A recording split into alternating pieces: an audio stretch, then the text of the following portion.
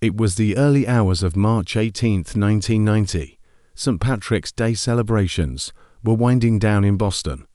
Two men, disguised as police officers, approached a side door of the Isabella Stewart Gardner Museum. They told the lone security guard on duty they were responding to a disturbance call. Against protocol, the guard let them in. Once inside, the officers claimed to recognize the guard from an outstanding warrant and asked him to step away from the desk, away from the only panic button. The guard complied.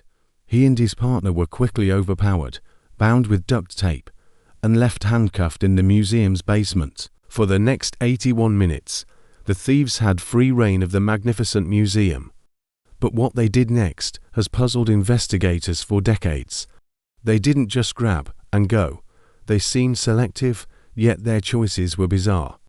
They bypassed some of the most valuable artworks, like Titian's The Rape of Europa, but spent considerable time cutting masterpieces from their frames. They sliced Rembrandt's The Storm on the Sea of Galilee, his only known seascape, and Vermeer's The Concert, one of only 34 known works by the artist. They also took Rembrandt's A Lady and Gentleman in Black, a Gevaert Flink landscape, a Degas drawing, and even a bronze eagle finial from a Napoleonic flag. In total, 13 pieces were stolen, now valued at over $500 million. At 2:45 a.m., they vanished back into the night, leaving behind empty frames that still hang on the museum walls today as placeholders for the lost art. Decades have passed, and the case remains the largest unsolved art heist in history. The FBI has chased down countless leads, but the art has never been recovered. This has given rise to some fascinating theories. The most prominent theory points to the Boston area mafia. The FBI long suspected a local crew with ties to the Patriarca crime family. One gangster, Bobby Donati, was allegedly seen with one of the stolen Degas sketches shortly after the heist. The theory goes that the art was stolen as a bargaining chip to get a mob boss out of prison, but Donati was murdered a year later, and any potential leads he held died with him. Another mob associate, Robert the Cook Gentile, was also a person of interest. The FBI searched his home multiple times, believing the art was in his possession, or that he knew where it was. Gentile maintained his innocence until his death, and the paintings were never found. Another popular theory suggests the involvement of the Irish Republican Army, the IRA. The idea is that the art was stolen to finance their operations or to be traded for weapons. This theory gained traction because of the timing St. Patrick's Day and Boston's strong Irish ties.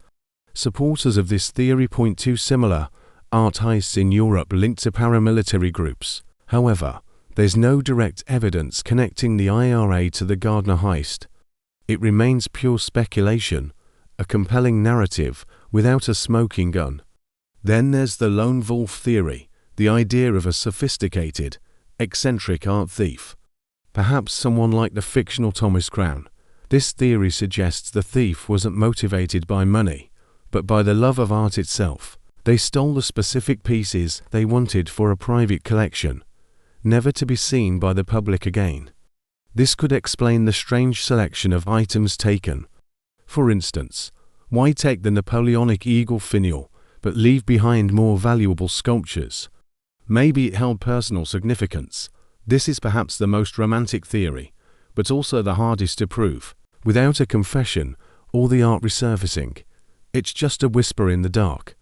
The FBI has offered a $10 million reward for information leading directly to the recovery of the art, and a separate $100,000 reward for the return of the Napoleonic eagle finial. Yet, silence, the empty frames at the Gardner Museum are a constant, haunting reminder of what was lost. They serve as a tribute to the missing works, and a challenge to the world. Will the art ever be returned? Will we ever know who walked out of the museum with $500 million worth of masterpieces? The clock is still ticking, and the mystery remains. What do you think happened that night? Was it the mob, a paramilitary group, or a lone, brilliant thief? Let me know your theory in the comments below. Thanks for watching, And don't forget to like and subscribe for more dives into the world's greatest unsolved mysteries.